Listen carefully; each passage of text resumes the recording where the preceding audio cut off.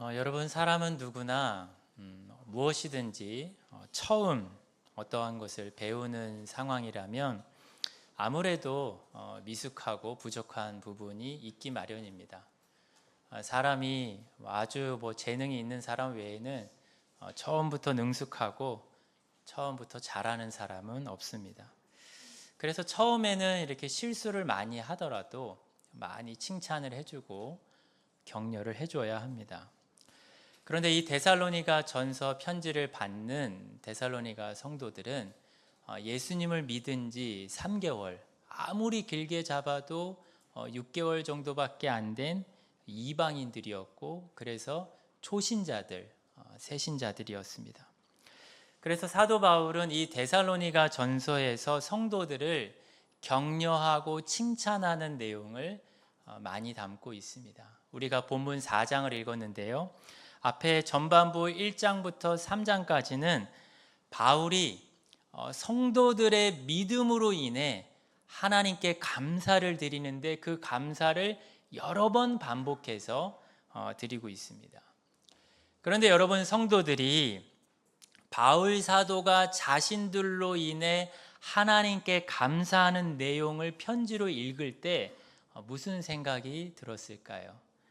바로 사도 바울께서 감사하는 것처럼 우리가 신앙생활을 잘하고 있구나, 그렇게 이 바울의 감사가 간접적으로 자신들을 향한 칭찬과 격려가 되었을 것입니다.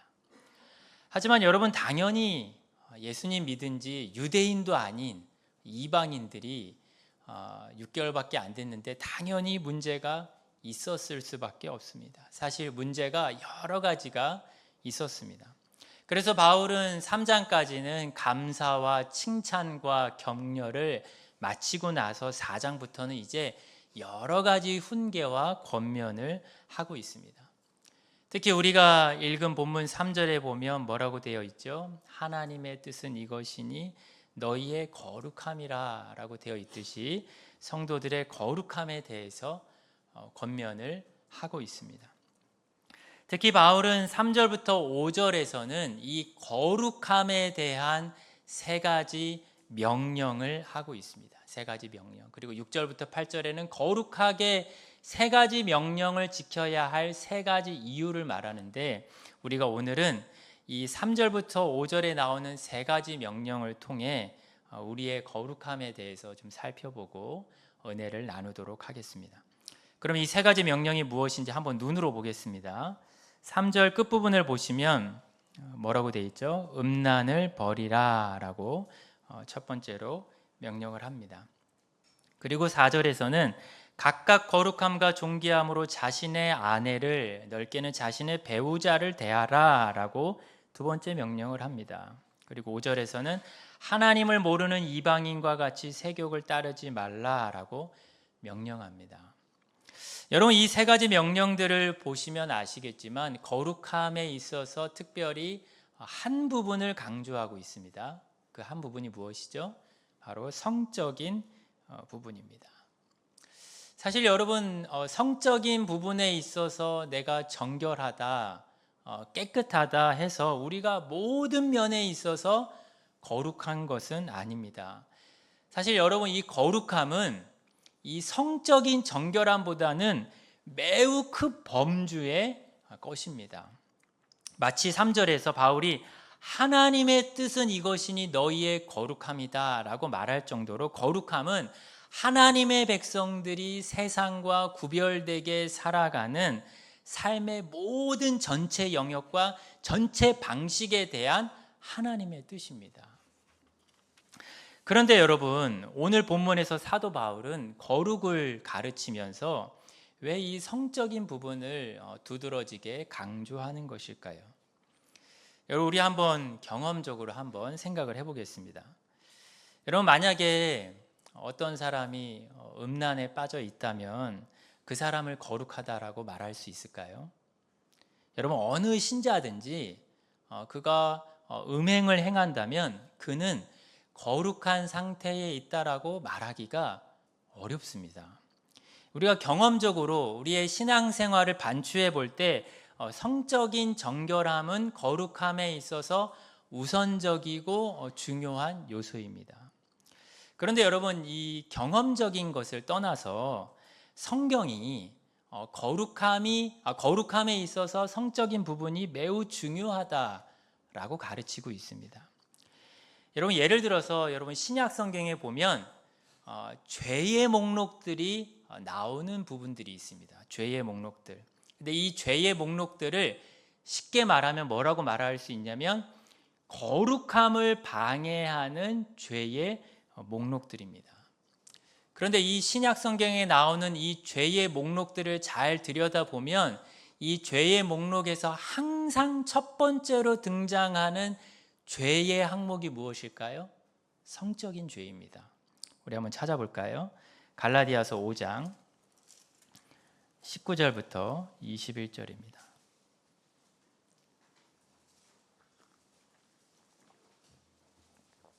갈라디아서 5장 19절부터 21절. 여러분, 이 부분은 익숙한 본문이실 텐데 우리가 성령님의 인도를 받지 않고 육체의 소욕을 따를 때 행하는 육체의 일이라는 죄의 목록이 나옵니다. 몇 가지냐면 15가지입니다. 우리 5장 19절부터 21절 함께 읽겠습니다. 시작. 육체의 일은 분명하니 곧 음행과 더러운 것과 호색과 우상 숭배와 주술과 원수 맺는 것과 분쟁과 시기와 분냄과 당짓는 것과 분열함과 이단과 투기와 술취함과 방탕함과 또 그와 같은 것들이라. 전에 너희에게 경계한 것 같이 경계하노니 이런 일을 하는 자들은 하나님의 나라를 유업으로 받지 못할 것이요. 여러분, 바울은 육체의 일의 15가지를 말하는데 19절에서 이 3가지를 말합니다. 음행과 더러운 것과 호색. 이 3가지가 전부 다 무슨 죄냐면 성적인 죄입니다. 특히 이 처음에 나오는 이 음행과 더러운 것은 지금 뒤에 살필 죄의 목록들에도 계속 짝지어서 나옵니다. 음행은 성적인 외적인 죄고 이 더러운 것, 부정이라고도 말하는 이 더러운 것과 호색은 성적인 죄인데 내면의 마음의 죄입니다. 그러니까 사도 바울은 우상숭배, 다툼, 술취함, 방탕 이와 같은 많은 죄들이 있지만 가장 먼저 거룩함을 방해하는 우선적인 죄가 성적인 죄다라는 것입니다. 그리고 바울은 이런 일을 행하는 자들이 하나님의 나라를 유업으로 받지 못한다고 너희에게 경계했었는데 내가 다시 한번 너희에게 경고한다라고 말합니다. 그리고 이어서 우리 한번 에베소서 바로 뒤에 있습니다. 에베소서 5장 5절을 보겠습니다. 이 에베소서 5장 5절에는 불순종의 아들들이 행하는, 그러니까 갈라디아서 5장처럼 하나님의 나라를 유업으로 받지 못하는 죄의 목록이 나옵니다. 우리 함께 읽겠습니다. 시작. 너희도 정녕 이것을 알거니와 음행하는 자나 더러운 자나 탐하는 자 곧 우상 숭배자는 다 그리스도와 하나님의 나라에서 기업을 얻지 못하리니. 여러분, 이 목록에서도 가장 첫 번째 죄가 바로 음행과 더러움입니다. 갈라디아서 5장처럼 짝을 이루고 있습니다. 마지막으로 하나만 더 보겠습니다. 뒤에 골로새서 3장 5절과 6절입니다.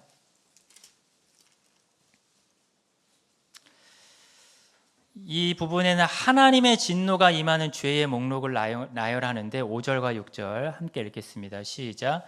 그러므로 땅에 있는 지체를 죽이라. 곧 음란과 부정과 사욕과 악한 정욕과 탐심이니 탐심은 우상 숭배니라. 이것들로 말미암아 하나님의 진노가 임하느니라. 역시 음행과 부정함, 여기서 부정이라고 한글로 번역은 됐지만 아까 더러움이라는 헬라어 단어와 똑같은 단어입니다. 여러분, 이렇게 우리가 죄의 목록 3가지를 봤는데 성적인 죄가 첫 번째로 언급되고 있는데 그 이유가 뭘까요? 그것은 거꾸로 말하면 성적인 정결함을 지키는 것이 거룩함에 있어서 우선적이고 중요한 요소라는 것입니다. 그런데 여러분, 바울이 데살로니가 전서에서 이 성도들에게 이 성적인 정결함을 강조하는 특별한 이유가 있습니다. 그것은 바로 당시 사회의 문화 때문입니다. 우리는 다 성경이 말하는 것처럼 성적인 관계는 부부 관계 안에서만 허락된 것이고 부부 이외의 관계는 금지된 것을 우리는 다 대부분 동의하고 있습니다. 하지만 당시 사회는 그렇지 않았습니다.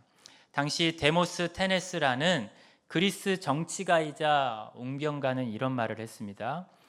우리는 쾌락을 위해 정부, 둘째 아내를 두고 매일 일어나는 육체의 욕구를 위해서 첩을 둔다. 하지만 합법적인 자녀를 낳고 가정을 그에게 맡기기 위해서 아내를 둔다. 그러니까 아내는 그저 집안을 돌보고 합법적인 상속자 자녀의 어머니에 불과했던 것입니다. 그리고 당시 정치가 유명한 키케로는 이렇게 연설하기도 했습니다. 젊은 남자들이 바람 피우는 것을 금지한다면 그 사람은 엄격한 사람이다. 이러한 행동이 언제 사회에서 비난을 받았었는가, 이런 말을 했습니다. 물론 당시 사회에서도 과도한 음행을 행하고 바람을 많이 피우면 비난을 받았지만 음행 자체가 문제시 되지는 않았습니다. 그래서 당시 사회는 노예 제도와 더불어서 돈을 주고 사람을 사는 어떤 첩을 소유할 수도 있었고, 또한 자신의 마음을 나눌 수 있는 어떤 헤타이라고, 정서적인 실제적인 교감을 나누는 헤타이라고 하는 여성을 두기도 했습니다. 요즘 말로 하면은 결혼을 했는데 이제 연애를 하는 것이죠. 그런 시대였습니다. 특히 여러분, 당시 시대의 가장 심각한 문제는 이방 종교였습니다.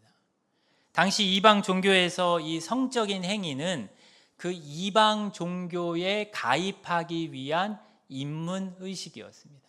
그리고 입문할 뿐만 아니라 이제 그 이방 종교에서 매번 치러지는 각종 제사 의식에서는 항상 음행과 매춘이 행해졌습니다.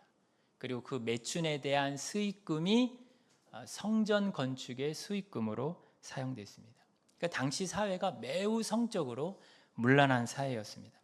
그래서 이러한 음란한 문화, 이러한 음란한 종교로부터 회심해서 이제 거룩하게 살아간다는 그 의미는 성적인 면에 있어서 급격한 변화와 전환이 필요했던 것입니다. 그래서 바울은 거룩함을 강조할 때 이 성적인 면에 있어서 세 가지 명령을 하면서 성도들의 삶에 거룩함을 요청하고 있는 것입니다. 그럼 이제 세 가지 명령들 우리 한번 살펴보겠습니다. 우리 한번 3절을, 데살로니가전서 4장 3절을 다시 한번 읽어보겠습니다. 시작. 하나님의 뜻은 이것이니. 여러분, 마지막에 음란을 버리라고 명령하는데요, 여기서 음란이라는 말은 비정상적이고 불법적인, 그리고 모든 문란한, 그러니까 법적으로도 잘못되고 윤리적으로도 잘못되고 사람의 기본 상식에도 잘못된 모든 성적인 행위를 말합니다. 그러니까 뭐 결혼 전에 순결을 지키지 않는 것, 그리고 결혼 후에 정조를 지키지 않는 것, 그리고 동성연애 등 요즘의 성적 지향이라는 것으로 허용하려고 하는 모든 것들을 포함합니다. 성경은 그런 것들을 버리라 라고 명령합니다. 여러분, 여기서 버리라라는 것은 어떤 음란한 행실을 버리라라는 의미가 아닙니다. 오히려 이 단어의 의미는 음란을 멀리해라, 음란을 피해라 라는 의미입니다. 그래서 이 명령은 사실 구체적으로 어떤 의미냐면 음란에 빠지지 않기 위한 구체적인 방법을 알려주는 것입니다. 예를 들어서 고린도전서 6장 18절에 보면 이렇게 명령합니다. 음행을 피하라. 사람이 짓는 죄마다 몸 밖에 있지만 음행은 몸 안에 있다. 그래서 음행을 가능하면 음행으로부터 도망가고 멀리하고 가까이 하지 말라라는 단어가 음란을 버리라라는 단어입니다. 사실 여러분, 이 성적인 범죄에 빠지지 않기 위해서는 어떤 노력이 필요할까요? 바로 물리적인 노력이 필요합니다. 나를 부정적인 것들로부터 어떠한 공간과 시간을 멀리하는 노력이 필요합니다. 그래서 데살로니가 성도들 입장에서 생각해 보면 이제 신자가 되었기 때문에 이전에는 섬겼던 이방 종교 신전이나 어떤 매춘 시설 같은 곳을 멀리하는 노력을 해야 했습니다.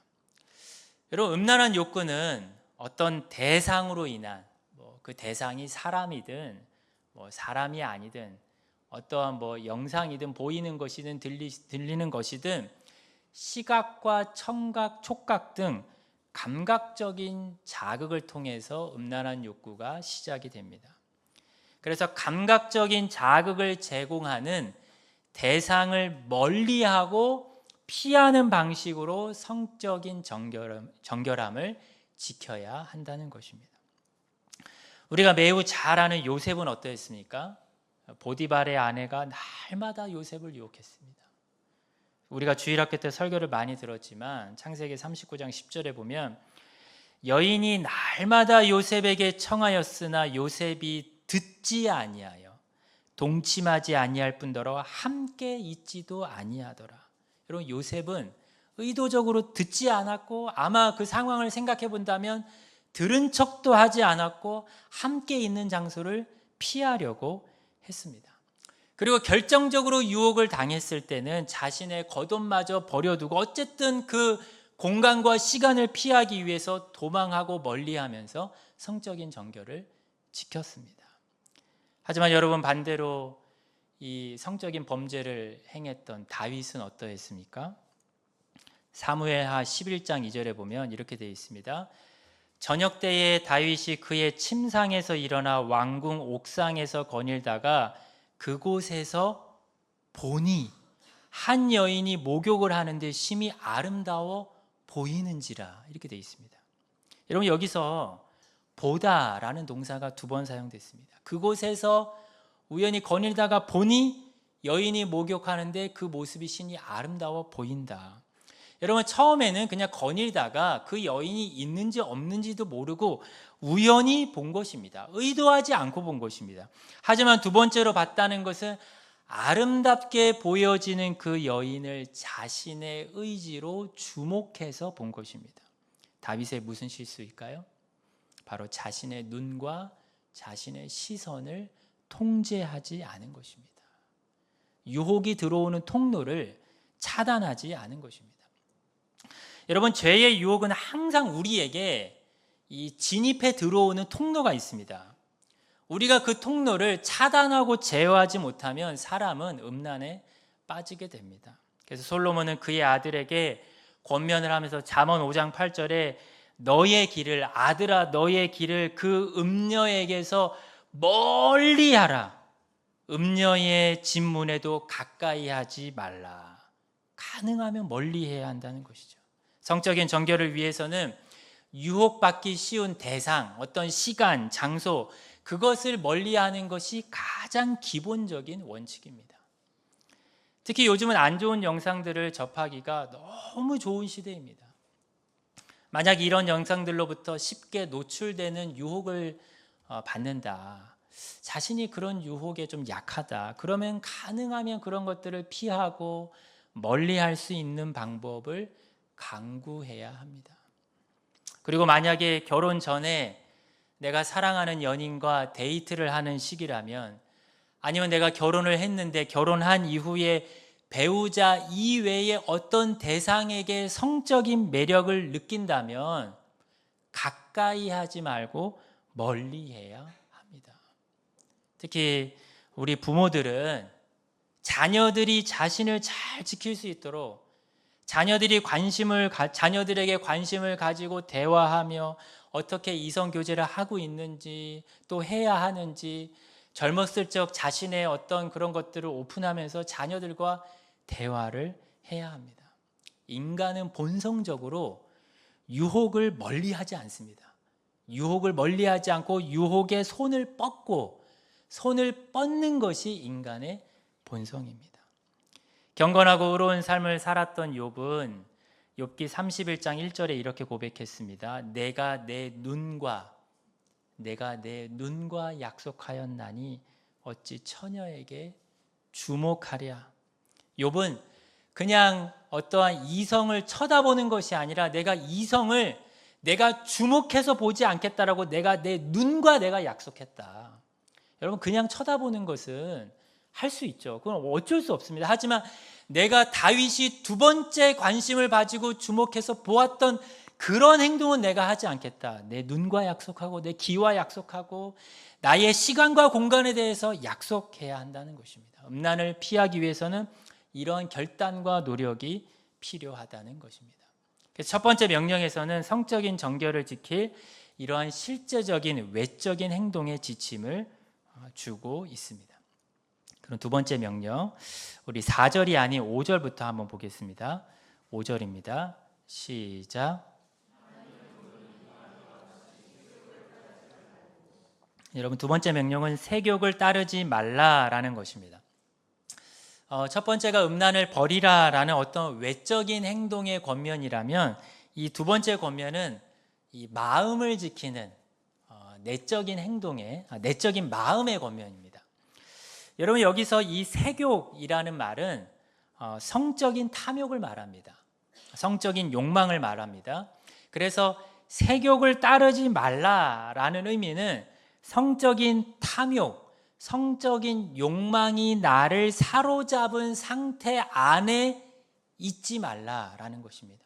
조금 더 실제적으로 말하면 내 마음이 어떠한 성적인 욕망에 방임되고 방치된 상태로 그렇게 내 마음을 내버려 두지 말라는 것입니다. 여러분, 성적인 욕구에 자신을 그냥 방임시키는 것은 누구의 특징일까요? 5절에 뭐라고 되어 있죠? 하나님을 모르는 이방인과 같이, 이방인들의 특징입니다. 여러분, 에베소서는 하나님을 모르는 이방인들의 상태를 이렇게 묘사했습니다. 에베소서 4장 19절에 보면 그들이 감각 없는 자가 되어 자신을 방탕함에 방임하여 모든 더러운 것, 아까 우리가 더러운 것을 봤죠?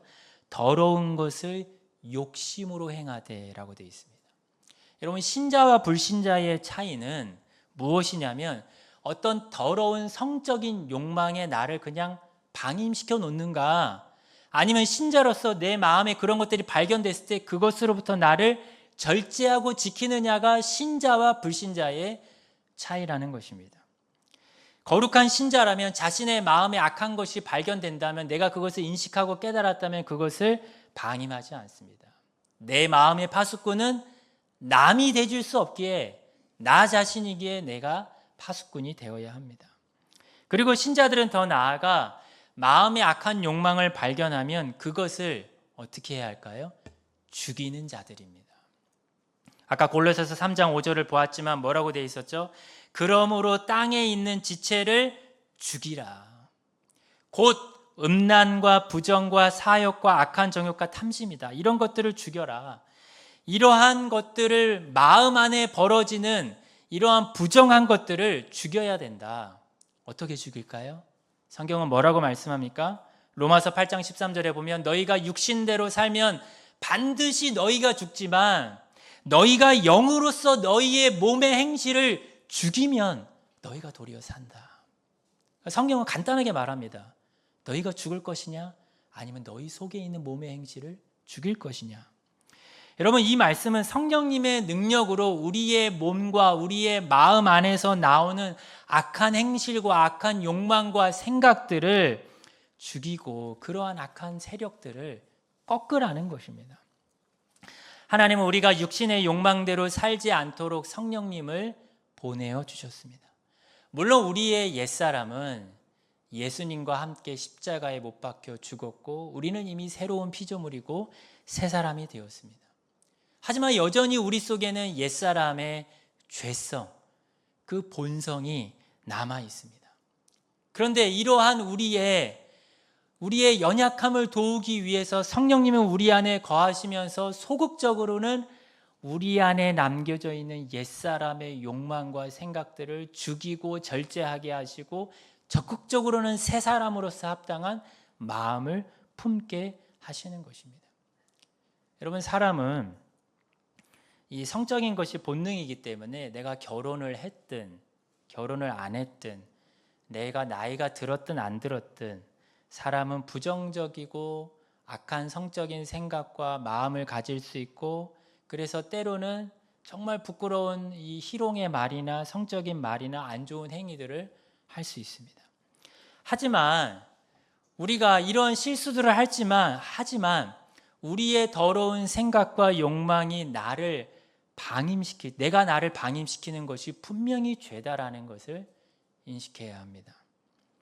예수님은 산상수훈에서 간음죄에 대해서 말씀하시면서 내 눈이 만약에 너를 범죄케 한다면 그 눈을 뽑아서 내어 버려라.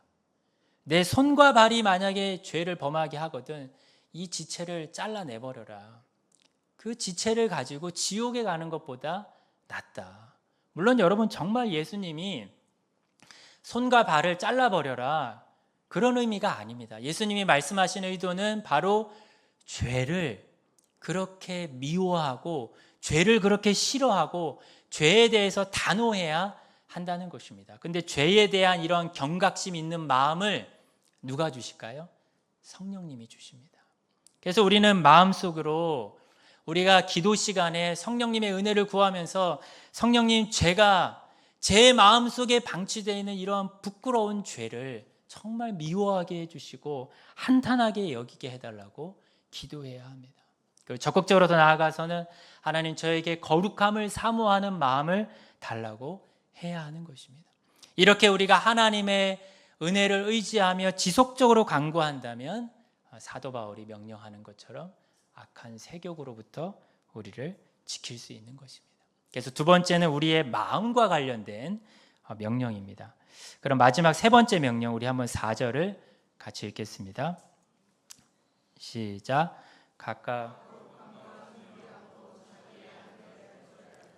여러분 두 번째와 첫 번째 명령은 소극적인 명령입니다.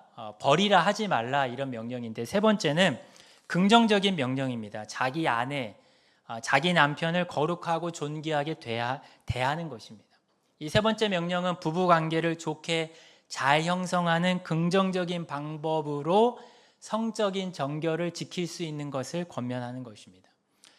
설교 초반에도 말씀드렸듯이 당시 사회는 배우자가 어떠한 이 정서적인 교제를 나누는 대상이 아니었습니다. 그런 대상은 해타이라는 대상이었고 그저 배우자는 그냥 자녀를 낳아주는 대상이었고 성적인 관계의 1차 대상도 아니었습니다. 그런데 성경은 배우자를 그렇게 도구적이고 자신을 위한 수단적인 대상으로 절대 생각하면 안 된다. 배우자를 대할 때 존귀하게 대하고 거룩함으로 대하라는 것입니다. 특히 여기서 거룩함은 배우자와의 관계는 타인은 절대 개입해서는 안 되는 매우 특별한 관계라는 것입니다. 그러니까 결혼을 했다면 반드시 정조를 지키고 성적인 순결을 지킴을 통해서 배우자를 향한 마땅한 책임을 다하라는 것입니다. 고린도전서 7장에 보면 남편은 그 아내에 대한 의무를 다하고 아내도 그 남편에게 그렇게 할지라 아내는 자기 몸을 주장하지 못하고 오직 그 남편이 하며 남편도 그와 같이 자기 몸을 주장하지 못하고 오직 그 아내가 한다. 이 말씀 무슨 말일까요? 결혼한 이후에는 이제 내 몸이 나만의 것이 아니라는 것입니다. 도리어 결혼한 이후에는 이제 내 몸은 이제 배우자의 것이기도 합니다. 그래서 성적인 면에 있어서 타인과는 절대 안 되고 자신의 배우자와 성적인 즐거움을 나누는 일에 자신의 몸을 마땅히 배우자에게 내어주고 그렇게 사용해야 한다는 것입니다. 이 말씀의 의미를 조금 더 적극적으로 생각해 보면 하나님께서는 이 부부관계 안에 성적인 즐거움을 누리는 행복을 허락해 주셨다는 것입니다. 사실 여러분 부부관계가 좋지 않다면 이 음란의 유혹은 강하게 역사할 수밖에 없습니다. 이 사탄은 그 이름의 뜻처럼 틈타는 자이죠. 관계가 안 좋으면 거기에 딱 틈을 탑니다. 하지만 부부관계를 건강하게 함을 통해서 마땅한 즐거움을 부부관계 안에서 누림을 통해서 음란에 빠지는 일을 막아야 한다는 것입니다. 여러분 이 권면을 우리가 결혼하지 않았다면 어떻게 적용할 수 있을까요? 그것은 내가 지금 사랑하고 교제하는 이성 친구가 있다 할지라도 그 친구에게는 내가 다른 선물은 할 수 있어도 내 몸을 내어줄 대상이 결코 아니라고 분명히 인식해야 합니다. 참된 사랑과 연합은 오직 결혼 관계 안에서만 허락된 것이고 아직 연인이 내 몸을 함부로 주장하게 해서는 안 됩니다. 연애를 하는 중에 내가 너무 사랑하고 결혼할 것 같아도 그 구별해 주신 결혼 관계를 기다려야 합니다. 배우자만이 나의 몸을 주장하게 하고 거룩함과 존귀함으로 사랑해야 하는 것입니다. 이런 말씀을 적용하기 원하는데요. 사실 여러분 우리는 아까 처음에 말씀드렸던 데살로니가 성도들의 시대와 비교할 수 없을 정도로 매우 음란한 세상에서 살아가고 있습니다. 여러분은 혼전 순결을 지켜야 한다고 생각하십니까? 아니면 지키지 않아도 된다고 생각하십니까? 한 조사에 따르면 이 조사는 비기독교인을 포함한 조사입니다. 20대, 30대 미혼 남녀 중에 70%가, 그러니까 10명 중에 7명이 사랑하며 혼전 순결을 지키지 않아도 된다라고 했습니다.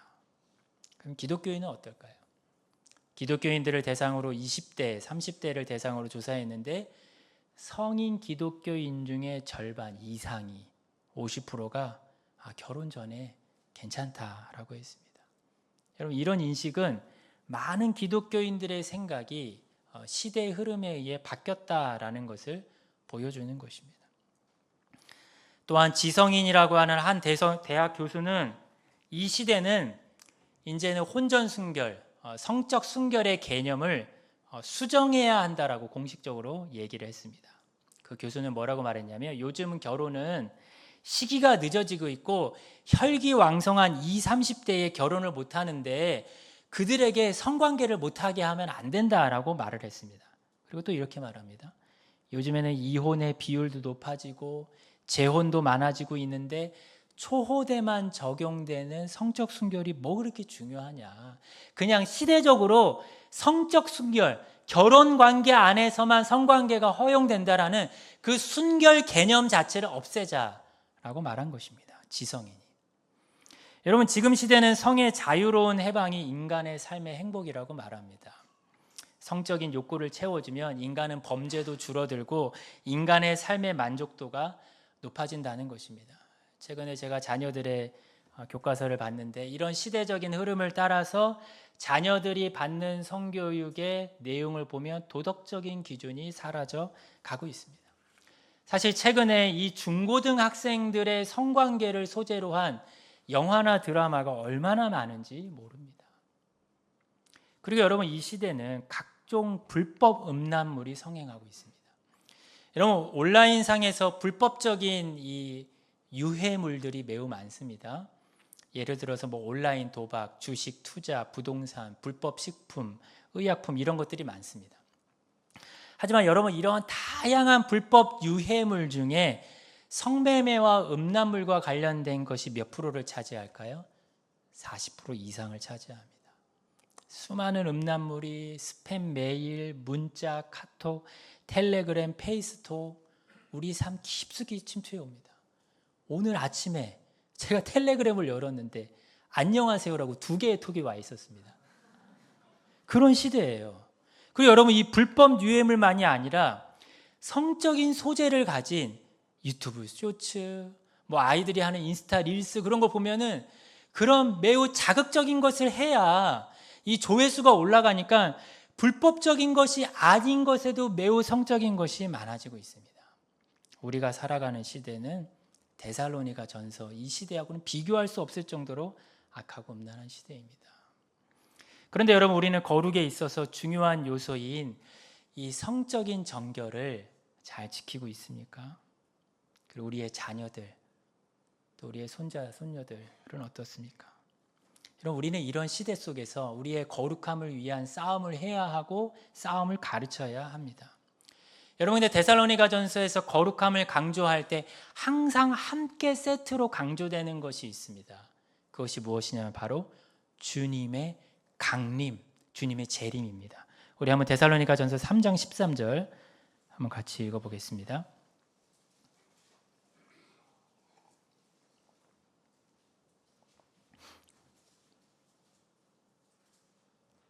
(3장 13절입니다) 시작. 너희 마음을 굳건하게 하시고 우리 주 예수께서 그의 모든 성도와 함께 강림하실 때에 하나님 우리 아버지 앞에서 거룩함에 흠이 없게 하시기를 원하노라. 우리 넘겨서 5장 23절도 보겠습니다. 5장 23절입니다. 시작. 평강의 하나님이 천히 너희를 온전히 거룩하게 하시고 또 너희의 온 영과 혼과 몸이 우리 주 예수 그리스도께서 강림하실 때에 우리 옷에 복전되기를 원하노라. 여러분, 바울은 주님이 강림하실 때에 성도들이 거룩한 자로 하나님 앞에 서는 것을 소원하고 기도하고 있습니다. 여러분, 이 소원과 기도는 신자가 이 땅에서 거룩하게 사는 것에 궁극적으로 목표가 있는데 그 목표는 종말론적인 목표라는 것입니다.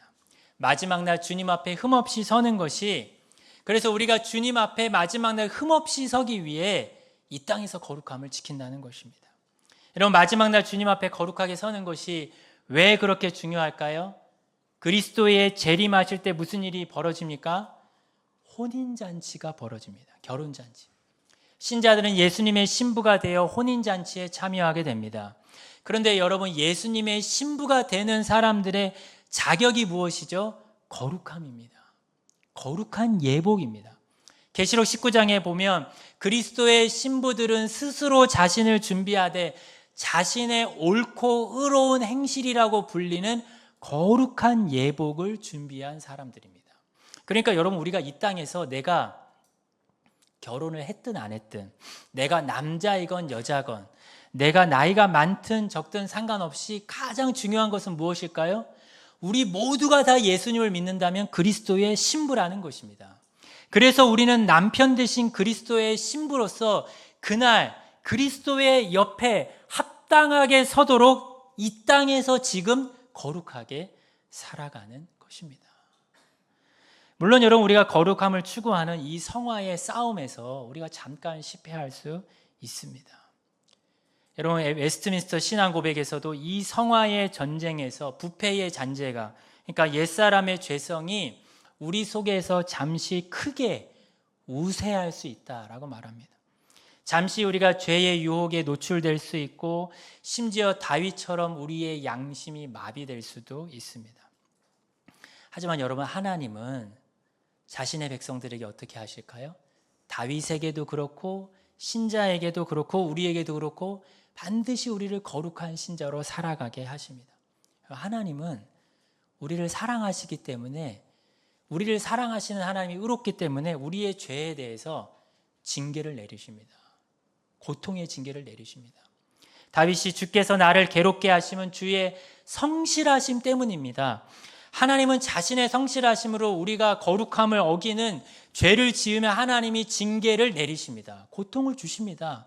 마음의 고통을 주시고 영적인 고통을 주시고 형식적인 신앙생활을 하게 하시면서 우리의 영혼의 고통도, 때로는 우리의 질병도, 우리의 관계의 고통을 주셔서 네가 무엇을 잘못하고 있는지 깨닫게 하시는 것입니다. 그리고 그 고통을 통해서 무엇을 하실까요? 성경은 고난을 받는 자가 죄를 끊는다라고 말합니다. 고난을 통해 죄를 끊게 하십니다. 그러니까 하나님은 자신의 성실함과 열심과 사랑으로 우리를 거룩하게 하십니다. 우리가 넘어질 수 있지만 우리의 연약한 손을 우리를 붙드시면서 우리를 거룩하게 하시고 우리를 회개케 하시는 것입니다. 그래서 우리의 거룩함은 분명히 우리의 노력이 있지만 결국 우리를 그리스도의 신부로서 합당하게 그 앞에 서게 하시는 분은 하나님이십니다. 하나님이 우리를 거룩하게 하시고 하나님이 우리를 변화시키며 새롭게 하시는 것입니다. 아까 말씀드렸던 계시록 19장에서 그리스도의 신부들은 자신의 옳고 의로운 행실이라고 불리는 거룩한 예복을 준비한다고 말씀드렸습니다. 하지만 여러분, 계시록에 보면은 동시에 뭐라고 말씀하냐면 그 예복을 하나님이 허락하셨다. 그 예복을 거룩한 옷을 입도록 하나님께서 예비하셨다라고 말씀합니다. 그것이 무슨 말일까요? 우리의 거룩함이 결국에는 허락하시는 하나님의 주권적인 은혜라는 것입니다. 우리가 행하고 있는, 우리가 애쓰고 노력하는 거룩한 행실마저도 하나님께서 예비하시고 허락하시는 은혜이고, 우리가 거룩하게 살아가는 것이 그 하나님의 은혜에서 나온 반응이라는 것입니다. 그러니까 여러분, 우리는 하나님의 은혜 안에서 거룩한 신부가 되는 것입니다. 그리고 그 은혜 안에서 거룩한 신부로서 힘쓰며 살아가는 것입니다. 우리가 오늘 말씀을 통해 거룩의 중요성을 다시 한번 기억하고, 또 우리의 자녀가 거룩한 신부라는 사실을 기억하며 우리가 하나님의 신부로서 거룩하게 살아가기를 주님의 이름으로 축원합니다.